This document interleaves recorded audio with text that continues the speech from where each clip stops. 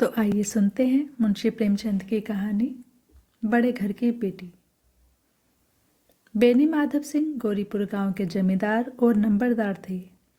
उनके पितामह किसी समय बड़े धन धान्य संपन्न थे। गांव का पक्का तालाब और मंदिर, जिनकी अब मरम्मत भी मुश्किल थी, उन्हीं के कीर्ति स्तंभ थे। कहते हैं इस दरवाजे पर हाथी झूमता था। अब उसकी जगह एक बूढ़ी भैंस थी, जिसके शरीर में अस्थि पंजर के सिवा और कुछ शेष न रहा था। पर दूध शायद बहुत देती थी, क्योंकि एक न एक आदमी हांडी लिए उसके सिर पर सवार ही रहता था। बेनी माधव सिंह अपनी आधे से अधिक संपत्ति वकीलों को भेंट कर चुके थे। उनकी वर्तमान आय 1000 रुपये वार्षिक से अधिक न थी। ठाकुर साहब के 2 बेटे थे। बड़े का नाम श्रीकंठ सिंह था। उसने बहुत दिनों के परिश्रम और उद्योग के बाद बीए की डिग्री प्राप्त की थी। अब एक दफ्तर में नौकर था। छोटा लड़का लाल बिहारी सिंह दोहरे बदन का सजीला जवान था। भरा हुआ मुखड़ा, चौड़ी छाती। भैंस का 2 सेर ताज़ा दूध वह उठकर सवेरे ही पी जाता था। श्रीकंठ सिंह की दशा बिल्कुल विपरीत थी। इन नित्य प्रिय गुणों को उन्होंने बीए, इन्हीं 2 अक्षरों पर न्यौछावर कर दिया था। इन 2 अक्षरों ने उनके शरीर को निर्बल और चेहरे को कांतिहीन बना दिया था। इसी से वैद्यक ग्रंथों पर उनका विशेष प्रेम था। आयुर्वेदिक औषधियों पर उनका अधिक विश्वास था। शाम सवेरे से उनके कमरे से प्रायः खरल की सुरीली कर्ण मधुर ध्वनि सुनाई दिया करती थी। लाहौर और कलकत्ते के वैद्यों से बड़ी लिखा पढ़ी रहती थी। श्रीकंठ इस अंग्रेजी डिग्री के अधिपति होने पर भी अंग्रेजी सामाजिक प्रथाओं के विशेष प्रेमी न थे, बल्कि वह बहुधा बड़े जोर से उसकी निंदा और तिरस्कार किया करते थे। इसी से गांव में उनका बड़ा सम्मान था।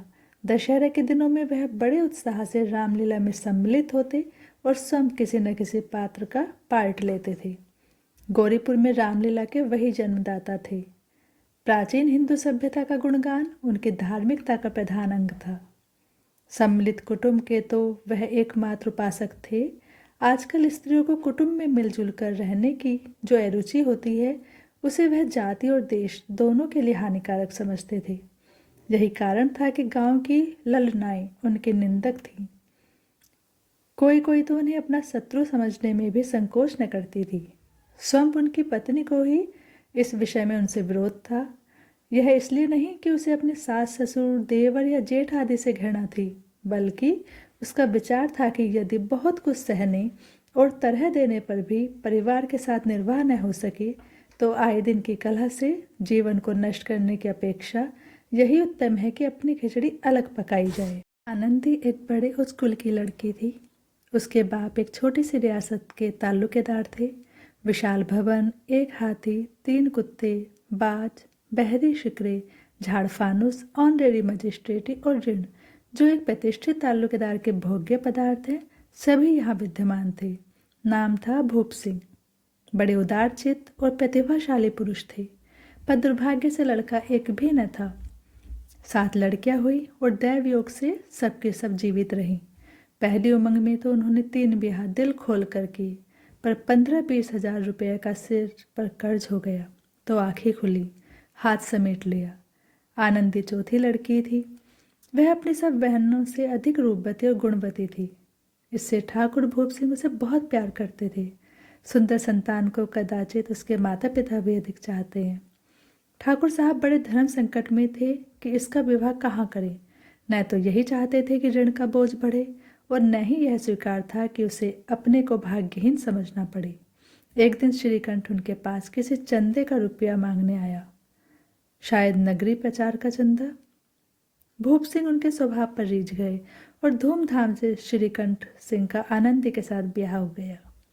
आनंदी अपने नए घर में आई तो यहाँ का रंग ढंग कुछ और ही देखा। जिस टीम टाम की उसे बचपन से ही आदत पड़ी हुई थी, वह यहाँ नाम मात्र को भी न था। हाथी घोड़ों का तो कहना ही क्या, कोई सजी हुई सुंदर बहली तक न थी। रेशमी स्लीपर साथ लाई थी, पर यहाँ बाग कहाँ, मकान में खिड़कियाँ तक न थी, न जमीन पर फर्श, न दीवार पर तस्वीरें। यह एक सीधा सादा देहाती गृहस्थ का मकान था। किंतु आनंदी ने थोड़े ही दिनों में अपने को इस नई अवस्था में ऐसा अनुकूल बना लिया मानो उसने विलास के सामान कभी देखे ही न थे। एक दिन दोपहर के समय लाल बिहारी सिंह 2 चिड़िया ले हुए आया और भावस से बोला, जल्दी से पका दो, मुझे भूख लगी है। आनंदी भोजन बनाकर उसकी राह देख रही थी। अब वह नया व्यंजन बनाने बैठी। हांडी में देखा तो घी पाव भर से अधिक न था। बड़े घर की बेटी किफायत क्या जाने, उसने सब घी मांस में डाल दिया। लाल बिहारी खाने बैठा तो दाल में घी न था। बोला, दाल में घी क्यों नहीं छोड़ा? आनंदी ने कहा, घी सब मांस में पड़ गया। लाल बिहारी जोर से बोला, अभी परसों घी आया है, इतना जल्द उठ गया? आनंदी ने उत्तर दिया, आज तो कुल पाव भर रहा होगा, वह सब मैंने मांस में डाल दिया। जिस तरह सूखी लकड़ी जल्दी से जल उठती है, उसी तरह सुधा से बावला मनुष्य जरा जरा सी बात पर तिनक जाता है। लाल बिहारी को भावच की यह ठिठाई बहुत बुरी मालूम हुई। तिनक कर बोला, मैके में तो चाहे घी की नदी बहती हूँ। स्त्री गालियाँ सह लेती हैं, मार भी सह लेती हैं, पर मैके की निंदा उससे नहीं सही जाती। आनंदी मुंह फेर कर बोली, हाथी मरा भी तो 9 लाख का, वहाँ इतना घी नित्य नाई का हार खा जाते हैं। लाल बिहारी जल गया, थाली उठाकर पलट दी और बोला, जी चाहता है जीप पकड़कर खींच लूं। आनंदी को भी क्रोध आ गया, मुंह लाल हो गया। बोली, वह होते तो आज इसका मजा चखाते। अब अपड़ उज्जर ठाकुर से न रहा गया। उसकी स्त्री एक साधारण जमींदार की बेटी थी। जब जी चाहता उस पर हाथ साफ कर लिया करता था। खड़ा उठाकर आनंदी की ओर जोर से फेंकी और बोला, जिसकी गुमान पर भूली हुई हो उसे भी देखूंगा और तुम्हें भी। आनंदी ने हाथ से खड़ा रोकी। सिर बच गया, पर उंगली में बड़ी चोट आई। क्रोध के मारे हवा से हिलते पत्ते की भांति कांपती हुई अपने कमरे में आ खड़ी हो गई। स्त्री का बल और साहस, मान और मर्यादा पति तक है। उसे अपने पति के ही बल पर और पुरुषत्व का घमंड होता है। आनंदी खून का घूंट पीकर रह गई। श्रीकंठ सिंह शनिवार को घर आया करते थे। बृहस्पतिवार को यह घटना हुई थी। 2 दिन तक आनंदी को भवन में रही, न कुछ खाया न पिया, उनकी बाट देखती रही। अंत में शनिवार को वह नियमानुकूल संध्या समय घर आए। बाहर बैठकर कुछ इधर उधर की बातें, कुछ देश काल संबंधी समाचार तथा कुछ नए मुकदमे आदि की चर्चा करने लगे। यह वार्तालाप 10 बजे रात तक होता रहा। गांव के भद्र पुरुषों को इन बातों में ऐसा आनंद मिलता था कि खाने पीने की भी सुधि न रहती थी। श्रीकंठ को पिंड छुड़ाना मुश्किल हो जाता था। ये 2-3 घंटे आनंदी ने बड़े कष्ट से काटे। किसी तरह भोजन का समय आया, पंचायत उठी, एकांत हुआ तो लाल बिहारी ने कहा, भैया आप जरा भाभी को समझा दीजिएगा कि मुंह संभाल कर बातचीत क्या करें, नहीं तो एक दिन अनर्थ हो जाएगा। बेनी माधव सिंह ने बेटे की ओर से साक्षी दी, हाँ, बहू बेटियों का यह स्वभाव अच्छा नहीं कि मर्दों के मुंह लगे। लाल बिहारी, वह बड़े घर की बेटी है तो हम भी कोई कुर्मी कहार नहीं है। श्रीकंठ ने चिंतित स्वर से पूछा, आखिर बात क्या हुई? लाल बिहारी ने कहा, कुछ भी नहीं, यूं ही आपकी आप उलझ पड़ी। मैके के सामने हम लोगों को कुछ समझती ही नहीं। श्रीकंठ खा पीकर आनंदी के पास गए। वह भरी बैठी थी। यह हजरत भी कुछ तीखे थे। आनंदी ने पूछा, चित्त तो प्रसन्न है? श्रीकंठ बोले, बहुत प्रसन्न है, पर तुमने आजकल घर में यह क्या उपद्रव मचा रखा है? आनंदी की त्योरिया पर बल पड़ गए। झुंझलाहट के मारे बदन में ज्वाला सी दहक उठी। बोली, जिसने तुमसे यह आग लगाई है उसे पाऊं तो मुंह झुलस दूं। श्रीकंठ, इतनी गर्म क्यों होती हो, बात तो कहो। आनंदी, क्या कहूँ, यह मेरे भाग्य का फेर है, नहीं तो गंवार छोकरा जिसको चपरासीगिरी करने का भी सवुर नहीं, मुझे खड़ाऊ से मारकर यूं न करता। श्रीकंठ, सब हाल साफ साफ कहो तो मालूम हो, मुझे तो कुछ पता नहीं। आनंदी, परसों तुम्हारे लाडले भाई ने मुझे मांस पकाने को कहा। घी हांडी में पाव भर से अधिक न था, वह सब मैंने मांस में डाल दिया। जब खाने बैठा तो कहने लगा, दाल में घी क्यों नहीं है? बस इसी पर मेरे मैके को बुरा भला कहने लगा। मुझसे न रहा गया। मैंने कहा कि वहाँ इतना घी तो नाई कहार खा जाते हैं और किसी को जान भी नहीं पड़ता। बस इतनी सी बात पर इस अन्यायी ने मुझ पर खड़ाऊ फेंक मारी। यदि हाथ से न रोक लूँ तो सिर फट जाए। उसी से पूछो मैंने जो कुछ कहा है वह सच है या झूठ। श्रीकंठ की आंखें लाल हो गईं। बोले, यहाँ तक तो हो गया, इस छोकरे का यह साहस। आनंदी स्त्रियों के स्वभावानुसार रोने लगी क्योंकि आंसू उनकी पलकों पर रहते हैं। श्रीकंठ बड़े धैर्यवान और शांत पुरुष थे। उन्हें कदाचित ही कभी क्रोध आता था। स्त्रियों के आंसू पुरुषों की क्रोधाग्नि भड़काने में तेल का काम कर देते हैं। रात भर करवटें बदलते रहे। उद्विग्नता के कारण पलक तक नहीं झपकी। प्रातःकाल अपने बाप के पास आकर बोले, दादा अब इस घर में मेरा निभाना होगा। इस तरह के विद्रोहपूर्ण बातें कहने पर श्रीकंठ ने कितनी ही बार अपने कई मित्रों को आड़े हाथों लिया था, परंतु दुर्भाग्य आज उन्हें स्वयं वे बातें अपने मुंह से कहनी पड़ी। दूसरों को उपदेश देना भी कितना सहज है। बेनी माधव सिंह घबरा उठे और बोले, क्यों? श्रीकंठ, इसलिए कि मुझे भी अपने मान प्रतिष्ठा का कुछ विचार है। आपके घर में अब अन्याय और हठ का प्रकोप हो रहा है। जिनको बड़ों का आदर सम्मान करना चाहिए वे उनके सिर चढ़ते हैं। मैं दूसरों का नौकर ठहरा, घर पर रहता नहीं। यहाँ मेरे पीछे स्त्रियों पर खड़ा और जूतों की बौछारें होती हैं। कड़ी बात तक चिंता नहीं, कोई एक की दो कह ले, वहाँ तक मैं सह सकता हूँ, किंतु यह कदापि नहीं हो सकता कि मेरे ऊपर लात घुसे पड़े और मैं दम न मारूं। बेनी माधव सिंह कुछ जवाब न दे सके। श्रीकंठ सदैव उनका आदर करते थे। उनके ऐसे तेवर देखकर बूढ़ा ठाकुर अवाक रह गया। केवल इतना ही बोला, बेटा तुम बुद्धिमान होकर ऐसी बातें करते हो। स्त्रियां इस तरह घर का नाश कर देती हैं, उनको बहुत सिर चढ़ाना अच्छा नहीं। श्रीकंठ, इतना मैं जानता हूँ, आपके आशीर्वाद से ऐसा मूर्ख नहीं हूँ। आप सब जानते हैं कि मेरे ही समझाने बुझाने से इसी गांव में कई घर संभल गए, पर जिस स्त्री की मान प्रतिष्ठा का ईश्वर के दरबार में उत्तरदाता हूँ, उसके प्रति ऐसा घोर अन्याय और पशुवत व्यवहार मुझसे असह्य है। आप सच मानिए, मेरे लिए यही कुछ कम नहीं है कि लाल बिहारी को कुछ दंड नहीं देता। अब बेनी माधव सिंह भी गरमाए। ऐसी बातें और न सुन सके। बोले, लाल बिहारी तुम्हारा भाई है, उससे जब कभी भूल चूक हो उसके कान पकड़ो। लेकिन श्रीकंठ, लाल बिहारी को अब मैं अपना भाई नहीं समझता। बेनी माधव सिंह स्त्री के पीछे? श्रीकंठ, जी नहीं, उसकी क्रूरता और अविवेक के कारण। दोनों कुछ देर चुप रहे। ठाकुर साहब लड़के का क्रोध शांत करना चाहते थे, लेकिन यह नहीं स्वीकार करना चाहते थे कि लाल बिहारी ने कोई अनुचित काम किया है। इसी बीच में गांव के और कई सज्जन हुक्के चिलम के बहाने वहां आ बैठे। कई स्त्रियों ने जब यह सुना कि श्रीकंठ पत्नी के पीछे पिता से लड़ने को तैयार है तो उन्हें बड़ा हर्ष हुआ। दोनों पक्षों की मधुर वाणियां सुनने के लिए उनकी आत्माएं तिल मिलाने लगी। गांव में कुछ ऐसे कुटिल मनुष्य भी थे जो इस कुल की नीतिपूर्ण गति पर मन ही मन जलते थे। वे कहा करते थे, श्रीकंठ अपने बाप से दबता है इसलिए वह दब्बू है, उसने विद्या पढ़ी इसलिए वह किताबों का कीड़ा है। बेनी माधव सिंह उसकी सलाह के बिना कोई काम नहीं करते, यह उनकी मूर्खता है।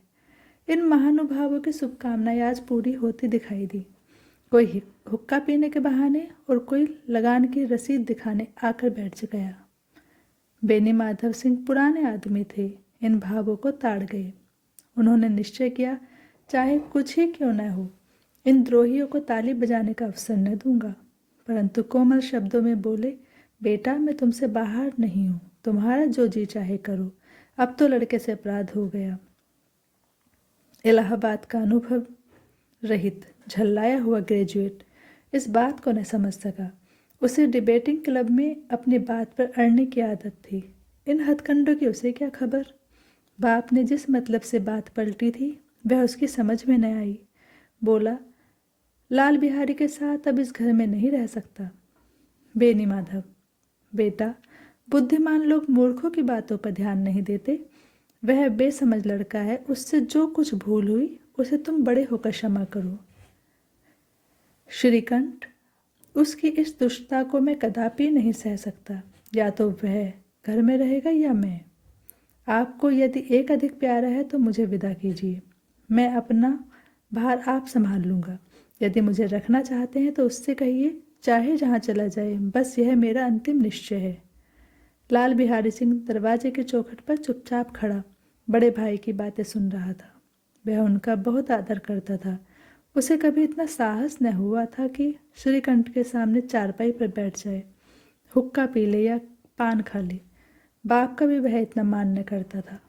श्रीकंठ का भी उस पर हार्दिक स्नेह था। अपने होश में उन्होंने कभी उसे घुड़का तक न था। जब वह इलाहाबाद से आते तो उसके लिए कोई न कोई वस्तु अवश्य लाते। मुकद्दर की जोड़ी उन्होंने ही बनवा दी थी। पिछले साल जब उसने अपने से डोढ़े जवान को नागपंचमी के दिन दंगल में पछाड़ दिया तो उन्होंने पुलकित होकर अखाड़े में ही जाकर उसे गले से लगा लिया था।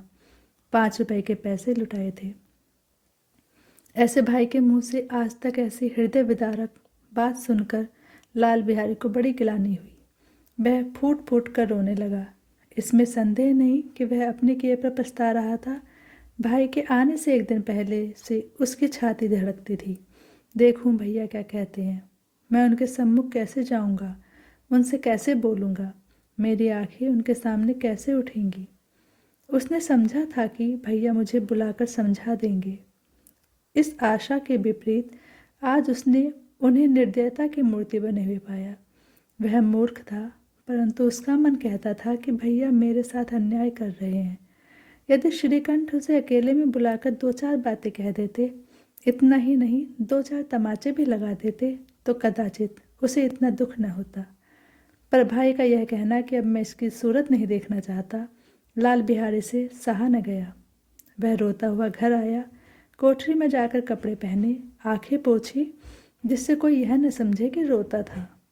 तब आनंदी के द्वार पर आकर बोला, भाभी भैया ने निश्चय किया है कि वह मेरे साथ इस घर में न रहेंगे। अब वह मेरा मुंह नहीं देखना चाहते, इसलिए अब मैं जाता हूँ। उन्हें फिर मुंह न दिखाऊंगा। मुझसे जो कुछ अपराध हुआ उसे क्षमा करना। यह कहते कहते लाल बिहारी का गला भर आया। जिस समय लाल बिहारी सिर झुकाए आनंदी के द्वार पर खड़ा था, उसी समय श्रीकंठ सिंह भी आंखें लाल किए बाहर से आए। भाई को खड़ा देखा तो घृणा से आंखें फेर ली और कतरा कर निकल गए, मानो उसकी परछाई से दूर भागते हो। आनंदी ने लाल बिहारी की शिकायत तो की थी, लेकिन अब मन में पछता रही थी। वह स्वभाव से ही दयावती थी। उसे इसका तनिक भी ध्यान न था कि बात इतनी बढ़ जाएगी। वह मन में अपने पति पर झुंझला रही थी कि यह इतने गर्म क्यों होते हैं। उस पर यह भय भी लगा हुआ था कि कहीं मुझसे इलाहाबाद चलने को कहे तो मैं कैसे करूंगी। इस बीच में जब उसने लाल बिहारी को दरवाजे पर खड़े यह कहते सुना कि अब मैं जाता हूँ, मुझसे जो कुछ अपराध हुआ क्षमा करना, तो उसका रहा सहा क्रोध भी पानी हो गया। वह रोने लगी। मन का मैल धोने के लिए नयन जल से उपयुक्त और कोई वस्तु नहीं है। श्रीकंठ को देखकर आनंदी ने कहा, लाला बाहर खड़े बहुत रो रहे हैं। श्रीकंठ, तो मैं क्या करूं? आनंदी, भीतर बुला लो, मेरी जीभ में आग लगे, मैंने कहाँ से यह झगड़ा उठाया। श्रीकंठ, मैं ना बुलाऊंगा। आनंदी, पछताओगे, उन्हें बहुत गिलानी हो गई है, ऐसा ना हो कहीं चल दें। श्रीकंठ न उठे। इतने में लाल बिहारी ने फिर कहा, भाभी भैया से मेरा प्रणाम कह दो, वह मेरा मुंह नहीं देखना चाहते, इसलिए मैं भी अपना मुंह उन्हें न दिखाऊंगा। लाल बिहारी इतना कहकर लौट पड़ा और शीघ्रता से दरवाजे की ओर बढ़ा। अंत में आनंदी कमरे से निकली और उसका हाथ पकड़ लिया। लाल बिहारी ने पीछे फिरकर देखा और आंखों में आंसू भरे बोला, मुझे जाने दो। आनंदी, कहाँ जाते हो? लाल बिहारी, जहाँ कोई मेरा मुंह न देखे। आनंदी, मैं न जाने दूंगी। लाल बिहारी, मैं तुम लोगों के साथ रहने योग्य नहीं हूँ। आनंदी, तुम्हें मेरी सौगंध, अब एक पग भी आगे न बढ़ाना। लाल बिहारी, जब तक मुझे यह न मालूम हो जाए कि भैया का मन मेरी तरफ से साफ हो गया, तब तक मैं इस घर में कदापि न रहूँगा। आनंदी, मैं ईश्वर को साक्षी देकर कहती हूँ कि तुम्हारी ओर से मेरे मन में तनिक भी मैल नहीं है। अब श्रीकंठ का हृदय भी पिघला। उन्होंने बाहर आकर लाल बिहारी को गले लगा लिया। दोनों भाई खूब फूट फूट कर रोए। लाल बिहारी ने सिसकते हुए कहा, भैया अब कभी मत कहना कि तुम्हारा मुंह न देखूंगा, इसके सिवा आप जो दंड देंगे मैं सहर्ष स्वीकार करूँगा। श्रीकंठ ने कांपते हुए स्वर से कहा, लल्लू, इन बातों को बिल्कुल भूल जाओ। ईश्वर चाहेगा तो फिर ऐसा अवसर न आएगा। बेनी माधव सिंह बाहर से आ रहे थे। दोनों भाइयों को गले मिलते देखकर आनंद से पुलकित हो गए। बोल उठे, बड़े घर की बेटियां ऐसी ही होती हैं, बिगड़ता हुआ काम बना लेती हैं। गांव में जिसने यह वृतांत सुना उसी ने इन शब्दों में आनंद की उदारता को सराहा। बड़े घर की बेटियां ऐसी ही होती हैं। कहानी पसंद आए तो लाइक, शेयर और सब्सक्राइब जरूर करें।